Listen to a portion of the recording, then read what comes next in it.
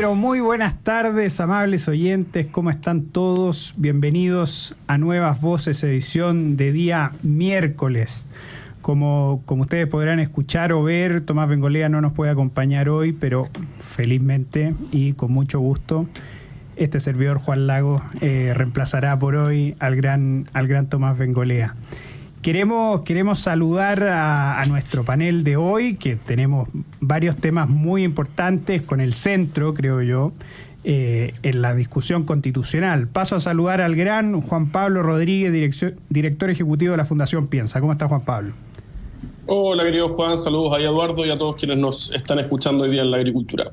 Saludamos también al gran Eduardo Queretón, ex convencional constituyente, joven promesa política de la Unión Demócrata Independiente. ¿Cómo estás, Eduardo? Bien, ¿y tú, Juan? Saludar también a mi gran amigo Juan Pablo Rodríguez, ahí, que hace una tremenda pega con la Fundación Piensa. Estuvimos hace poquito ahí en el aniversario número 20, si no me equivoco, así que... Número 10, ¿no? 10, perdón, no estaba hablando la número 10 de la Fundación Piensa, así que importante el trabajo que se hace también desde las regiones del país. Así es, concuerdo plenamente con eso. Vamos entonces a la discusión constitucional. Recuerden que desde el 7 de octubre los consejeros pasaron la pelota, ¿no es cierto?, a la comisión de expertos, quienes van a ser los que van a presentar enmiendas y han tenido bastante problemas para llegar a consenso en estas enmiendas. Recordemos que el plazo para presentarlas, porque luego en el resto de la semana vienen las votaciones de la enmienda, han habido bastantes problemas, ¿no es cierto? Es decir, los comisionados ahora están trabajando a contrarreloj para presentar estas observaciones y se señala que lo más probable es que las enmiendas terminarán siendo ingresadas por separado. Juan Pablo Rodríguez, ¿qué opinión te merece este nuevo ciclo del proceso constitucional? Yo desdramatizaría, ¿no?, un poco las negociaciones que se están dando hoy día en la comisión experta, que a todo esto trascendió, parece que se removió el plazo ahora, que iba a ser a las 2 de la tarde para las 4 de la tarde, en el sentido que, si bien naturalmente existen relevantes disensos o algunos disensos, creo yo que en lo sustantivo del texto no existe tanto disenso.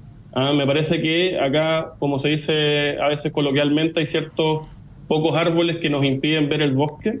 Me parece que el bosque, lo sustantivo, de la propuesta constitucional emanada del Consejo electo y que probablemente se mantenga en lo definitivo, es muy relevante, ¿no? Es muy importante, es un texto bien construido, que se aleja decididamente de la propuesta de la Convención Constitucional anterior y probablemente a su vez sea un texto que nunca convenza a esa parte relevante de la izquierda chilena, radical, que nada que se aleje de lo que fue la propuesta de la Convención Constitucional los va a satisfacer. Yo creo que hay que hacer esfuerzos naturalmente en la comisión experta para que este sea un texto que no sea de un sector político, que no sea partisano, que represente una parte relevante de la ciudadanía, pero que el centro del trabajo del Consejo Constitucional tiene que ser la elaboración de un texto que interprete a la mayoría de los chilenos, que le hable a los chilenos. Y en ese sentido, a su vez, creo que me parece muy contradictorio como una parte relevante de la izquierda, que promovió siempre el cambio de la constitución política actual por el hecho de su origen en el gobierno militar, digamos, un origen, si se quiere, no democrático, hoy día centre todos sus esfuerzos en la comisión experta y ningune permanentemente a los depositarios de la soberanía, que es la mayoría del Consejo Constitucional electo. Espero que salgan consensos del trabajo de la comisión experta, pero desdramatizaría en el sentido que lo sustantivo me parece que hay acuerdos bastante relevantes y ya vendrá la hora de la ciudadanía de conocer los contenidos y probablemente decir por parte de la mayoría de los chilenos que de una buena vez le pongamos un cierre a la discusión constitucional y nos podamos centrar en los aspectos que urgen hoy día a los chilenos. Eduardo Queretón. A ver, yo creo que he estado leyendo el texto que entregó el Consejo. Me parece que es una buena constitución, que es una mejor constitución que la actual, que era el gran desafío. Aquellos que hicimos campaña, y acá incluyo también a varios personeros del Partido Republicano, que cuando fue el rechazo todos dijimos rechaza por una mejor. Bueno, yo creo que el Consejo entregó esa mejor propuesta de constitución. Ahora los expertos tienen que hacer un par de ajustes para que esto efectivamente quede desde el punto de vista jurídico como una buena constitución. Tratar de que esta constitución no sea la constitución de un sector político, sino que sea una constitución que escuche principalmente a la ciudadanía, a sus anhelos en materia de seguridad, en materia de reducción de parlamentarios, en materia de lucha contra la corrupción. Una constitución que básicamente le logre rayar la cancha a los políticos, que es lo que está esperando la ciudadanía. La ciudadanía no quiere una constitución de derecha, de izquierda. La ciudadanía quiere una constitución que le raye la cancha a los políticos para que los políticos se empiecen a preocupar de las verdaderas urgencias sociales. Yo creo que el Consejo entregó una propuesta que si uno la lee, se da cuenta que cumple con eso. Lamentablemente, hay un sector importante del país que ha puesto el eslogan o quiere hacernos creer que esto se trata de un retroceso. Y uno ha escuchado la palabra de los famosos retrocesos civilizatorios, ¿cierto? Claro que es un retroceso esta Constitución. Es un retroceso para todos aquellos que querían sistemas de justicia distintos, dependiendo de la raza, de la etnia. Es un retroceso para aquellos que creían que se podía meter la mano en la urna a través de mecanismos como la paridad de salida. Es un retroceso para aquellos que quisieron descabezar el sistema, el Poder Judicial. Es un retroceso para aquellos que querían eliminar el Senado. Es un retroceso para aquellos que buscaban entregarle privilegios a unos por sobre otros dependiendo de su origen. Para ellos evidentemente que es un retroceso. Pero esto es un avance, esta propuesta de constitución, para aquellos que quieren más seguridad, para aquellos que quieren descentralización, para aquellos que quieren una constitución que le raye la cancha a los políticos, una constitución que nos dé mejores normas en materia de probidad. Para los ciudadanos esta propuesta es un avance. Para aquellos que siguen pegados en el texto fracasado de la Convención Constitucional, evidentemente que es un retroceso. Así es, sin duda. Yo creo que uno de los grandes argumentos que la izquierda siempre enarboló, ¿no es cierto?, durante los 90 en adelante, fue el hecho de que la Constitución tenía un origen tenía un origen en la dictadura, y que tanto por ese origen se requería, ¿no es cierto?, un cambio constitucional. Pero vemos que ahora una constitución que se está haciendo en democracia y por lo tanto debería satisfacer ese anhelo que tenía un buen sector de la izquierda, al final nos estamos dando cuenta que está siendo absolutamente ignorado. Y yo creo que el tuit que da Marco Enrique Ominami, uno de los representantes más ilustres, por así decirlo, del Grupo de Puebla, representante de Maduro, representante de Ortega y de todos esos grandes próceres latinoamericanos, dice que la única forma de transformar Chile es votar en contra en el plebiscito y hacer los cambios necesarios a la Constitución vigente. ¿Por qué? En la vigente se bajaron los quórum para hacer cambios. La que nos propone el republicano está llena de candados que bloquean las reformas. Al final nos estamos dando cuenta que la izquierda, en su afán de querer refundar Chile a través de una constitución, porque yo creo que esa es una de las grandes conclusiones que nosotros tenemos que sacar del fracasado proceso anterior. La izquierda no es que quería una constitución en democracia, sino que quería hacer una revolución a través de una constitución. Y que no es una tesis nueva de la izquierda, o sea, es la tesis allendista, digamos. Tal cual, y que se materializó en Venezuela, se materializó en Bolivia, se materializó en Ecuador. Entonces mi pregunta para Juan Pablo y Eduardo es,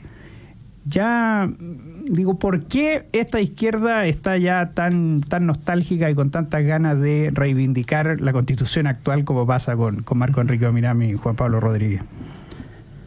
Yo creo que de esas declaraciones y otras subyace un defecto mayor, ¿no?, de una parte relevante de la izquierda chilena, que es la consideración de que son solamente sus ideas las válidas, ¿no? Esta idea de que son efectivamente moralmente superiores, ¿no? Que ellos son los que defienden la justicia social, ellos son los que avanzan en pos de esa justicia social, y al frente tendrían a personas probablemente como nosotros que tenemos intereses espurios, que andamos defendiendo, qué sé yo, a los empresarios, que estamos condenados a defender un orden social destinado al fracaso. Nosotros somos los malos de la película y ellos son los buenos de la película, ¿no? Como una suerte de rivalidad amigo-enemigo, en vez de considerarnos más bien adversarios políticos. Yo creo que de esa consideración, de esa superioridad moral, de ese creer que solamente son mis ideas las válidas, soy solamente yo el que tiene buenas intenciones, soy solamente yo el que cree el bien para las personas, y el del frente lo que quiere es poco más que defender intereses de ciertos grupos, creo que está en la base de esas críticas, ¿no? Y creo que devela una inconsistencia permanente que ha tenido la izquierda en nuestro país y que se ve muy gráficamente expuesta a propósito de sus permanentes piruetas en torno a esto, ¿no? Y que de exigir permanentemente un cambio en la Constitución, lo dijo el propio presidente Boric, hay que recordarlo, cualquier Constitución va a ser mejor que una escrita por 4 generales. Yo me pregunto, ¿en qué momento el presidente Boric va a salir diciendo, bueno, sostengo mis palabras, ¿no? Sostengo mis palabras y consecuentemente esta Constitución, que tiene un origen, si uno quiere, democrático casi perfecto, va a ser la Constitución que el presidente Boric respalde, porque efectivamente no está escrita por 4 generales. Pero no, probablemente el presidente Boric no lo vaya a hacer. Probablemente el presidente Boric no instale un kiosquito al frente de la moneda, probablemente el presidente Boric no salga a revertir constituciones firmándolas ahí como un rockstar, probablemente el presidente Boric no involucre la cantidad de recursos públicos que involucró en el anterior. ¿Por qué? Porque cree probablemente que son solamente sus ideas, su propuesta refundacional la válida para Chile. Y cualquier otra cosa se escapa de lo que se considera necesario para nuestro país. Eduardo Cretón. A ver, yo creo que hay que decir las cosas como son. La izquierda sufrió una de sus peores derrotas electorales en la historia de nuestro país el 4 de septiembre del 2022. Por lejos. Porque todo lo que ellos creían, todo lo que ellos anhelan, todas estas propuestas de constitución bolivarianas estaban plasmadas en el texto de la convención. Si eso es lo que ellos quieren, ese era su proyecto político, eso es hacia donde ellos querían avanzar, a un país plurinacional, con sistema de justicia distinto, un país que le entregaba privilegios a unos por sobre otros, que desmantelaba el Poder Judicial, un país que destruía la democracia liberal tal cual como la conocemos. Y está escrito. Y ellos sufrieron una derrota brutal el 4 de septiembre. Y como sufrieron una derrota electoral, lo que buscan ahora es no pagar las consecuencias de esa derrota electoral. Y por lo tanto, para la izquierda, y esto es lo que tiene que entender la gente que me está escuchando, el mejor trato al que pueden llegar es la constitución de los expertos. ¿Por qué? Porque los expertos es un grupo de personas designadas por los partidos políticos, donde se equipararon las fuerzas que estaban en el Congreso. Un Congreso que había sido electo mucho antes de que ellos sufrieran su derrota electoral a su programa, a su programa de gobierno, que era la Constitución. Y por lo tanto, explicándolo el Congreso, en simple, el comité, esta comisión de expertos está representada 50% apruebo, 50% rechazo. Siendo que en el plebiscito fue 70-30. 70-30. Y ahí, no, está perfecto, porque esto es lo que tiene que entender la gente, porque por eso ellos defienden tanto la constitución de los expertos. Porque es lo más cerca, la constitución de los expertos, que pueden estar ellos de lo que querían con la constitución de la convención. En tanto, el proyecto que salió del Consejo de la gente electa democráticamente este año representa los anhelos de la ciudadanía. Por lo tanto, si es que yo tengo que elegir entre una propuesta que está más cerca de los anhelos de los que fueron derrotados el 4 de septiembre o de los anhelos de la ciudadanía que se expresó mayoritariamente el 7 de mayo por más seguridad, por una constitución que raya la cancha de los políticos, evidentemente que hay que estar de ese lado. Y la izquierda no quiere reconocer eso y por lo tanto dice que cualquier cosa que avance en los anhelos ciudadanos significa un retroceso civilizatorio. Esa es la trampa que están haciendo. Y el plan B de la izquierda ya está más que claro. Lo que quieren ellos es que esta constitución sea rechazada para poder continuar con el proceso constitucional abierto. Si eso es lo más increíble de todo. Esto jamás se trató de decir que el origen democrático o no democrático de la constitución vigente. Esto se trataba simplemente de cuánto ellos pueden manipular la constitución para su proyecto político. Y por lo tanto lo que ellos van a hacer es estar por el rechazo y buscar nuevamente alguna oportunidad para poder avanzar en esa dirección. Quien crea que la izquierda ha renunciado a su proyecto político plasmado en la constitución de la convención está profundamente equivocado. Lo que ellos están haciendo, como diría un comunista, es retroceder un paso para poder avanzar 2. Y eso es lo que tiene que dar cuenta la ciudadanía. Cerremos este tema de una vez por todas. Estamos todos cansados del tema constitucional. Estamos todos cansados de que la política esté girando en torno a la norma superior del país y no a las urgencias sociales que tenemos hoy día. Las listas de espera, el problema que tenemos en materia de seguridad, lo que está pasando en educación. Tenemos la peor crisis educacional de nuestro país desde la vuelta a la democracia. Y no nos estamos haciendo cargo de eso. O sea, lo que espera la gente es cerremos esto, cerrémoslo con un buen texto. A mí me parece que el texto que entregó el Consejo es un buen texto y espero que los expertos, en vez de querer dejar contenta a una parte de la izquierda que quiere volver al proyecto de la Constitución que fue rechazado, logre equilibrar bien esto para que tengamos una Constitución que represente mayorías. Ojalá esta Constitución represente esa inmensa mayoría social de los chilenos que votó rechazo el 4 de septiembre. Exactamente. Bueno, y es aquí donde uno se puede preguntar rápidamente ¿por qué los expertos se pusieron de acuerdo de forma tan fácil antes y ahora les está costando llegar a acuerdos?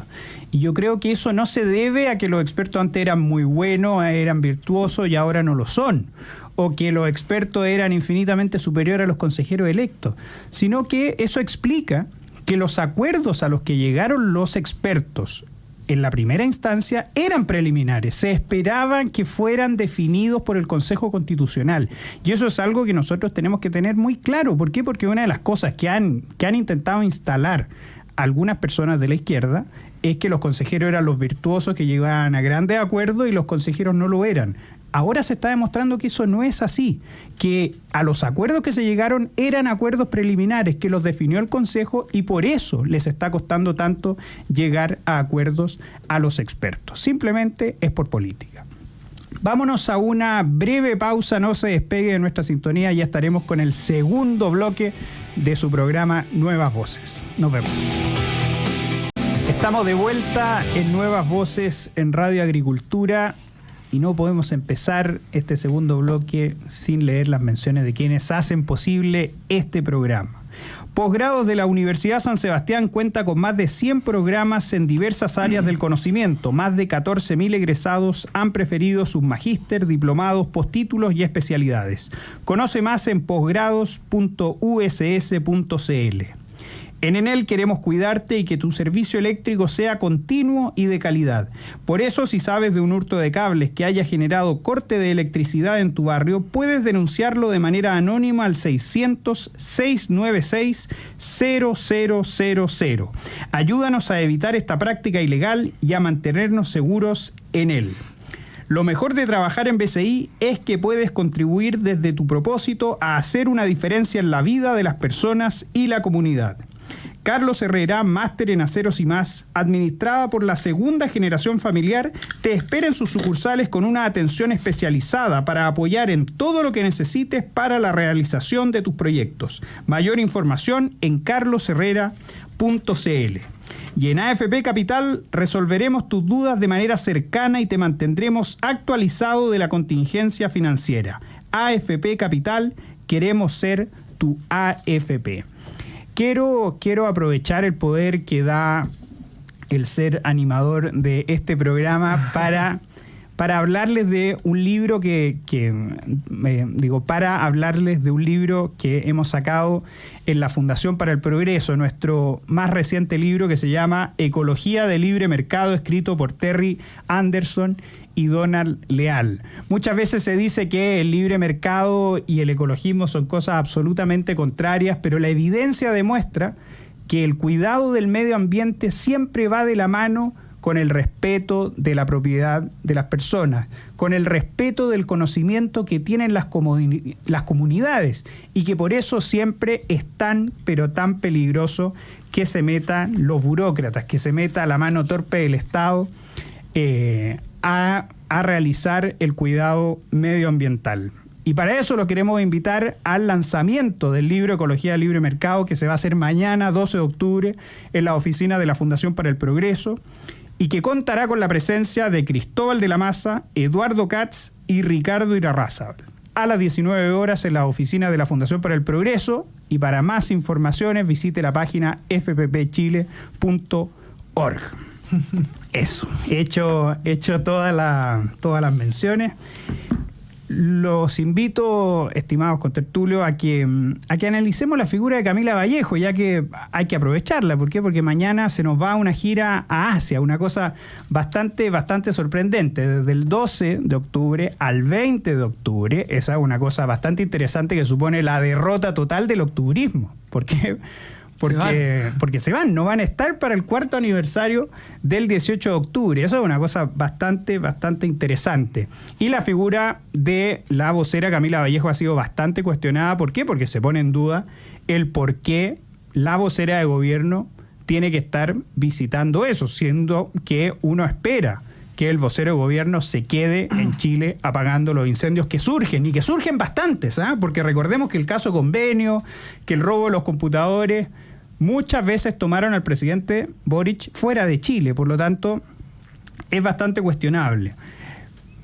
Y también la ministra Vallejo también ha estado muy en la palestra, ¿no es cierto?, por querer poner paños fríos, ¿no es cierto?, a estas eventuales citaciones de figuras de revolución democráticas por el caso Convenio, el reproche que le hizo al Partido Republicano por judicializar elementos políticos como si no existieran eventuales delitos. Eso deberían verse en la justicia, claramente. Y también por esta eventual rivalidad que existe entre la ministra del Interior, Carolina Toá, y la vocera Camila Vallejo, ¿no es cierto? Y que las descartan absolutamente diciendo que en el poder las mujeres trabajamos de manera distinta. Juan Pablo Rodríguez, ¿qué nos puedes contar sobre esta figura? Y que obviamente se nos va mañana, así que hay que aprovecharla. Se nos va, no sé si se va de viaje o va a esconderse para el 18 de octubre. Alta expectación mundial, dijo un diputado oficialista, yo creo que con bastante sentido del humor, generada la visita de Vallejo a China. Pero fuera de bromas, yo creo que, en primer lugar, estos llamados a la prudencia de la ministra Vallejo son bastante desfachatados, ¿no? Viniendo de quien viene, ¿no? Quien ha hecho de la imprudencia prácticamente un deporte en toda su biografía política, poniéndose del lado de las fake news, de grupos terroristas, en el caso chileno, de utilizar cuánto subterfugio institucional existe en nuestro país para promover sus fines. Por lo tanto, llamados de la ministra Vallejo a la prudencia, evidentemente que no tienen mayor fondo. Esto de negar que hay una carrera presidencial desatada en el comité político también, ¿no? Es cuestión de ver las redes sociales de la ministra Vallejo. Si al principio el gobierno trataba de en algo hacer las vocerías en torno a los contenidos promovidos por el gobierno, hoy día sus redes sociales son las redes sociales de una candidata, ¿no? Y eso parece bastante evidente, lo que no necesariamente es grave, pero sí cuando deja de hacer el rol que tiene que cumplir constitucionalmente, que es ser la portavoz del gobierno, ¿no? Pareciera ser que todos los temas complejos, pareciera que la ministra Vallejo tiende más bien a esconderse. Y lo tercero, y con esto termino, lo desfachatado también que resulta la defensa corporativa respecto de, por ejemplo, Miguel Crispi, ¿no? En torno a el denominado caso Convenio. Yo me pregunto a qué le tiene miedo el gobierno, particularmente a qué le tiene miedo Miguel Crispi. ¿Por qué no quiere asistir a la comisión investigadora de la Cámara de Diputados en torno al caso Convenio? ¿Qué cosa no quiere decir? ¿Qué no quiere que se sepa? ¿Qué información tiene que no ha puesto en función del debate público? ¿Será que no quiere dar mayores explicaciones respecto de por qué visó el traspaso de cientos de millones de pesos a la Fundación Procultura, validando su carácter técnico para pintar fachadas, cuando las terminó pintando cada metro cuadrado por 262.000 pesos, el metro cuadrado más caro de pintura que ha existido en la historia de Chile? ¿Será porque, sabiendo el escándalo de los convenios, no cumplió su deber funcionario de informar y denunciarlos? Porque pese a que hoy día quieren decir que no es funcionario público, también por un subterfugio, diciendo que está contratado a honorarios, se escudan, ¿no? En que bien, este no es funcionario público, no tiene que ir a la comisión investigadora, no tiene el deber de denunciar. Ahora se han sentido las declaraciones en ese punto de prensa del senador Latorre cuando se le preguntaba, oiga, ¿usted le dijo a Miguel Crispi? Silencio. Le dijo a Miguel Crispi por segunda vez, silencio también. Todo parece indicar que efectivamente el corazón del gobierno, entre ellos Miguel Crispi, sabía de esto. Y sabiendo, no informó, no hizo las denuncias respectivas, y eso también probablemente es una forma de corrupción. La corrupción no solamente la cometen quienes metieron la mano desde Revolución Democrática en aproximadamente hoy día 35.000 millones de pesos destinados a la población más carenciada de nuestro país para hacer proselitismo político o para enriquecerse ilegítimamente. No solamente ellos son los corruptos, también son corruptos los que ayudaron un poquito, los que empujaron, los que miraron para el lado, los que eventualmente encubrieron. Y dado que el señor Crispi no quiere asistir a la comisión investigadora, existen todos los elementos para sospechar que efectivamente él, el principal asesor del presidente de la República, está en ese grupo de personas. Eduardo Creto. Oye, yo voy a pedir permiso para salirme del libreto un poco. Por favor. Porque hay una situación que la verdad me tiene bien enojado. Una polémica que se armó en redes sociales, en X, ex Twitter, como uno lo quiera llamar, a raíz de una carta al director que envió la tercera al ex convencional Martín Arrau, Chile Flight, donde básicamente en Chile Flight lo que él decía es que no habíamos acostumbrado a la anomia, a no cumplir la ley, a que la autoridad se pusiera constantemente al lado del delincuente y no de la víctima. La polémica surge porque en la foto de esta columna que escribe Martín Arrau sale... En las redes sociales. En las redes sociales, claro, sale una imagen de una persona con una polera de Colo-Colo. Resulta que esa persona con polera de Colo-Colo no era un hincha cualquiera. Claro. No sé ni siquiera si es que se puede llamar hincha. Resulta que era Luis Castillo, que fue uno de los delincuentes indultados por el presidente Boric. Entonces salta toda esta izquierda, Valentina Cárcamo, Reti, todos los que ustedes ya conocen, a decir que esto es un acto de clasismo, que era inaceptable, que esto es una ofensa para el pueblo colocolino, para la clase trabajadora. Y resulta que la izquierda nos quiere convencer de que Luis Gallardo, el delincuente indultado por el presidente Boric, el mismo que reivindicaba el 18 de octubre, la revolución, es un buen tipo y es un representante de la clase trabajadora de este país. La misma izquierda que hoy día acusa clasismo fue la que roteó a todos aquellos que votaron rechazo el 4 de septiembre, que les dijo que no iban tan rápido como ellos, que les dijo o que fachopodrea a cualquiera que piensa distinto y que no estaba dentro de sus cánones. Yo le quiero decir a esa izquierda que la clase trabajadora de este país no anda quemando estaciones de metro, no anda robando, no anda baleando la violencia del 18 de octubre. La clase trabajadora de este país es gente honesta, es gente de esfuerzo, es gente que quiere que a esos delincuentes como Luis Castillo los saquen de los estadios para poder recuperar el deporte. Es gente que quiere que los delincuentes entren las rejas, que quiere recuperar sus barrios y que está aburrida de que la izquierda una y otra vez, al igual que como lo hizo la ley de usurpaciones, se ponga al lado de los delincuentes y no de las víctimas. Dejen de buscar excusas para seguir validando a los delincuentes. Dejen de buscar excusas para creer que esto es un acto de clasismo cuando en realidad lo único que quiere la gente es que los delincuentes estén tras las rejas y que ellos puedan trabajar tranquilos. El verdadero pueblo colocolino está ofendido porque son los delincuentes los que se han puesto nuestra camiseta, son los delincuentes los que no nos dejan ir tranquilos al estadio, son los delincuentes los que se han robado el fútbol de este país y ustedes lo han validado una y otra vez, no solamente con los indultos como a Luis Castillo, sino que también con el veto a la ley de usurpación y con tantas otras materias donde no se han sido capaces de ponerse los pantalones para recuperar este país y dárselo a los ciudadanos honestos, al pueblo verdadero y no a los delincuentes que ustedes defienden tanto. Exactamente, bueno, suscribo lo que dice el gran Eduardo Cretón, que me ha dado cuenta que bueno, nadie es perfecto, que es colocolino, ¿cierto? Pero bueno, más allá de eso y todas las bromas que se puedan hacer y la asociación entre flight y colocolino, que creo que no vienen al caso, todo esto parte con una noticia que da CNN Chile, ¿no es cierto? Que dice, y que eso a un CM se le debe haber salido, ¿no es cierto? Al decir vicepresidente republicano estigmatiza el concepto flight con una imagen de un hincha de Colo-Colo. Bueno, no era un hincha cualquiera, sino que era un delincuente indultado por el presidente Boric, lo cual surgió, ¿no es cierto?, que todo el aparato mediático de la izquierda saliera en contra de Martín Arrau. Pero ¿qué pasa? Al final, yo creo que le salió el tiro por la culata a la izquierda. ¿Por qué? Porque esa polémica, esa minuta, como se suele decir ahora, no hizo otra cosa que volver al tapete los indultos injustificados que hizo y que terminó haciendo el presidente Boric. No sé qué reflexión te merece Juan Pablo Rodríguez en estos 2 minutos de nuestro último bloque. Sí, naturalmente suscribo lo que señala Juan, lo que señala Eduardo. Además, entiendo, puedo equivocarme, que la foto no la elige naturalmente Martín Arrau, sino que la elige el medio, ¿no? Y nadie se le había pasado por la cabeza esa asociación hasta que CNN lo tuitea, y desde estos grupos, insisto, más como radicales de izquierda, los tuiteros que citaba Eduardo, hacen esa asociación. Probablemente son ellos, ¿no?, los que tienen en la cabeza aquello y lo proyectan a través de esta crítica, ¿no? Y en definitiva lo que también permite sacar en limpio la polémica es quitarnos un poquito las máscaras en el debate público y ver cómo a cierta parte relevante de la izquierda chilena le irrita profundamente las críticas al indulto presidencial, ¿no? Le indigna profundamente el hecho de que no dejemos pasar una y otra vez el hecho gravísimo de que el presidente de la República haya indultado a cerca de 14 delincuentes, al mismo tiempo que probablemente en un acto, no sé,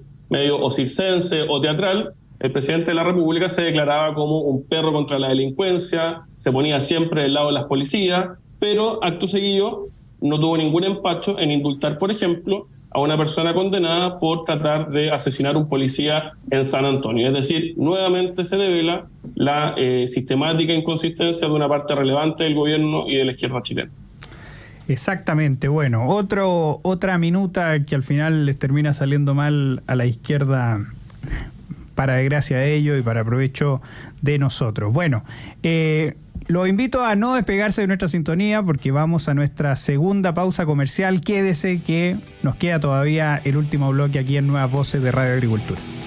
Estamos de vuelta en nuestro último bloque de Nuevas Voces de Radio Agricultura.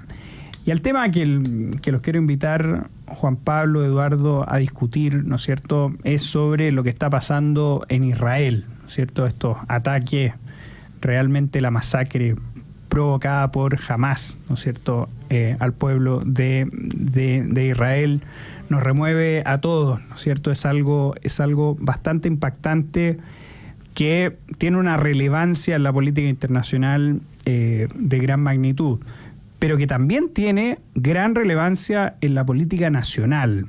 Recién ayer el presidente Boric se refirió de un modo más o menos oficial a lo que está sucediendo en Israel, una respuesta bastante tardía y que además vino aderezada de unas declaraciones bastante desafortunadas por parte del canciller Van Claveren, que en su tuit no se le ocurrió hacer mejor cosa que igualar los ataques de Hamás, el Estado Islámico y el Estado de Israel. Juan Pablo Rodríguez, lo que nos queda de este programa. ¿Cuál es tu opinión? En primer lugar, una prevención, Juan. Yo me declaro relativamente ignorante en general respecto al conflicto árabe-israelí, por lo tanto me cuesta hacer afirmaciones categóricas respecto a una aproximación general al conflicto. Eso no me impide ver lo obvio, ¿no? Lo que salta a la vista humanamente, ¿no? Lo horripilante, inhumano, barbárico, asqueroso, que resulta el ataque, ¿no?, de este grupo terrorista Hamás a población israelí, ¿no?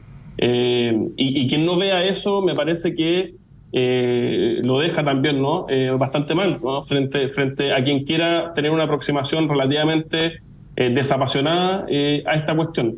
Y me duele, me provoca profundo escozor la actitud de una parte relevante del oficialismo chileno, y entre ellas esta actitud ya típica, ¿no?, del presidente Boric, ¿no? Al principio salir un poco a decir lo que efectivamente cree y después, con el paso de los días, desdecirse. Yo creo que tanto el presidente como una parte relevante del Frente Amplismo chileno, siguiendo con el tema de las minutas, siguió la minuta de su líder espiritual, ¿no?, de Pablo Iglesias, ex fundador del Podemos, que a poquitas horas de estos atentados terroristas, con la sangre caliente todavía de las personas asesinadas, de las mujeres violadas, de los niños decapitados, puso el centro en el supuesto apartheid, ¿no?, que tendría Israel en Gaza. Se preocupó de utilizar las palabras correctas para jamás calificar de terrorista a Hamás, por ejemplo, ¿no? Dijo que la violencia hay que entenderla en su contexto, ¿no? Cuando el presidente Boric acaba de decirnos en una declaración pírrica que sacó, ¿no?, que la violencia hay que condenarla, venga de donde venga, y todas esas declaraciones bien rimbombantes, pero que cuando la violencia parece ser que promueve ciertos ideales que ellos quieren, como fue en Chile el 18 de octubre, ahí está la violencia y la validamos. Cuando la democracia se resuelve con más democracia, hacia la declaración, pero cuando la democracia, como el Consejo Constitucional, disculpen el cambio de tema, no va con lo que ellos quieren, bueno, hasta ahí nuestra democracia. Insisto, la inconsistencia de este gobierno salta a la luz en todos los temas, pero en este, que es un tema humano, brutal, creo que resulta especialmente grave, Juan. Exactamente. El punto que toca Juan Pablo Rodríguez es bastante interesante, porque este gobierno lo que ha hecho lamentablemente es acercarse a el discurso oficial de lo peor de la izquierda hispanoamericana y mundial, por así decirlo. Recordemos que en el debate presidencial argentino, Miriam Bregman también siguió con este discurso anti-Estado de Israel. Podemos ver que en Venezuela, Nicolás Maduro, de quien no se puede esperar mucho, ¿no es cierto?, pero dijo que Cristo había sido palestino y había sido el primer revolucionario, que había sido ejecutado por el Imperio Español, así como para que vean el nivel intelectual que tiene Maduro. Lo mismo pasa en España con Podemos y la extrema izquierda, en Estados Unidos con Black Lives Matter. De verdad, el gobierno se está poniendo o se puso al lado con el silencio del presidente Boric, con el silencio inaudito de la ministra de la Mujer, Antonia Orellana, una mujer que siempre está atento a lo que está pasando, ¿no es cierto?, con el bienestar de las mujeres en redes sociales, y aquí parece que se había quedado sin internet. Eduardo Cretón. Es dramática la situación porque yo creo que nosotros comentábamos la contingencia, etcétera, pero la gente que está hoy día en la Franja de Gaza, que está en Israel, lo tiene que estar pasando muy mal de lado y lado. Yo creo que en la guerra nadie gana, con la violencia nadie gana, y por lo tanto mi primero es la solidaridad para todos los civiles que hoy día se están viendo afectados por eso, para familias palestinas que están acá en nuestro país, y también para las familias judías que están en nuestro país, porque la verdad es que es una situación completamente lamentable. Sin embargo, yo creo que hay un problema de fondo entre el gobierno y el pueblo judío, porque esta no es primera vez que el gobierno tiene actos despectivos hacia el Estado de Israel. Recordemos que el presidente Gabriel Boric se negó el presidente Gabriel Boric a recibir las credenciales democráticas del embajador de Israel. Eso es un bochorno por donde se le mire. Y por lo tanto, esta no es primera vez que el presidente Gabriel Boric ha demostrado un trato despectivo hacia el Estado de Israel. Recordemos que hoy día uno de los principales partidos del gobierno es el Partido Comunista, cuyo líder, Daniel Jadwe, se ha declarado él mismo como un antisionista. Entonces, hay un problema serio acá de antisemitismo con respecto a ciertas fuerzas del gobierno que no han logrado tener la deferencia que corresponde con un Estado que hoy día lo está pasando mal y que ha sido agredido no por Palestina, porque hay que saber diferenciar bien las cosas. Fue agredido por un grupo terrorista, un grupo que no cree en la democracia, un grupo que nos recuerda que hay un choque potente entre aquellos que defendemos la democracia occidental y aquellos que creen en fundamentalismo religioso y validan la violencia como método de acción política. Eso es lo que es el grupo terrorista Hamas. Y tampoco es primera vez que este gobierno tiene dificultades para poder distinguir lo que puede ser una legítima causa, como la del pueblo palestino, o la del pueblo mapuche en la Araucanía que a nosotros nos pasa, con respecto a los grupos terroristas como lo es Hamas, como lo es la CAM, como la resistencia mapuche lafkenche. El gobierno tiene serias dificultades para poder distinguir la paja del trigo, como uno dice, en el campo. Y eso lo hemos visto también con respecto a esta brutal agresión que ha sufrido el Estado de Israel por parte de un grupo terrorista que no cree en la democracia, que es un grupo fundamentalista que cree en la yihad y que nos recuerda una vez más el choque que existe entre aquellos que defendemos la democracia y aquellos que creen en fundamentalismo religioso. Así es, hay un punto que el gran Eduardo Cretón toca muy bien y que nos debería hacernos preguntar si en realidad el silencio del presidente Boric, vuelvo a insistir, un silencio de una persona muy activa en Twitter, eso lo dijo Bárbara Rebolledo, una gran periodista de emol.com. ¿Cómo se llama? Bárbara Briceño. Bárbara Briceño. Sí. Bárbara Briceño lo dice muy bien, es decir, es realmente incomprensible que una persona tan activa en Twitter en una cosa tan relevante como esta mantenga silencio, que su única intervención en el fin de semana haya sido responder un tuit de la diputada Carmen Hertz. Es decir, ese silencio resulta ser bastante inentendible, y viendo cuáles habían sido las prácticas de este gobierno o de la coalición gobernante con el Estado de Israel, nos debería en realidad hacernos la pregunta: ¿este silencio corresponde a otro acto de la política anti-Israel que tiene el gobierno de Chile? Repasemos eso, ¿no es cierto? Repasemos lo que pasó el 15 de septiembre del 2022, cuando el presidente Boric rechaza las cartas credenciales del embajador de Israel en Chile. Vamos a lo que pasó el 16 de mayo del 2023, ¿no es cierto? Cuando el mismo embajador, Gilad Shalit, ¿no es cierto?, va a la Comisión de Defensa, ¿y qué sucede? Es mal recibido con banderas palestinas por parte de diputados del Frente Amplio. Parece que están llamando a Juan Pablo Rodríguez, no lo sé, por WhatsApp. Bueno, más allá de eso, vamos al tercer acto, ¿no es cierto? Chile rechaza, ¿por qué? Porque el embajador había ido, ¿a qué?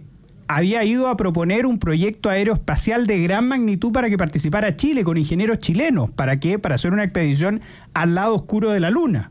¿Qué pasó? El gobierno de Chile rechazó esa oferta de Israel. Entonces es ahí, y ojo, que no estamos yendo más al pasado, como por ejemplo el 2019, cuando Gabriel Boric recibe un regalo de la comunidad judía, un tarro de miel, y él dice, recibí un tarrito de miel, pero, es decir, menosprecia el regalo y aprovecha para decirle a la comunidad judía que es mejor en lugar de estar haciendo regalo, le dijera al Estado de Israel que no siga atacando Palestina. Esas son las cosas en las cuales uno se pregunta si este silencio, si estas torpes actuaciones no responden a otro acto de una política anti-Israel por parte del gobierno de Chile. Y eso ha sido todo por hoy, queridos auditores. Quiero agradecer a Eduardo Cretón, convencional también, sí, a consejero de ahora. Es que y Juan, rechazo, si no, la y Juan Pablo Rodríguez, director ejecutivo de la Fundación Piensa. Los esperamos mañana a la misma hora por la misma sintonía. Recuerden que tenemos los jueves de historia con el gran Alejandro San Francisco. Por mi parte, nos vemos el próximo miércoles con Juan Pablo Rodríguez y veremos si nos acompaña también Eduardo Cretón. Un gran abrazo y será hasta la próxima semana. Nos vemos.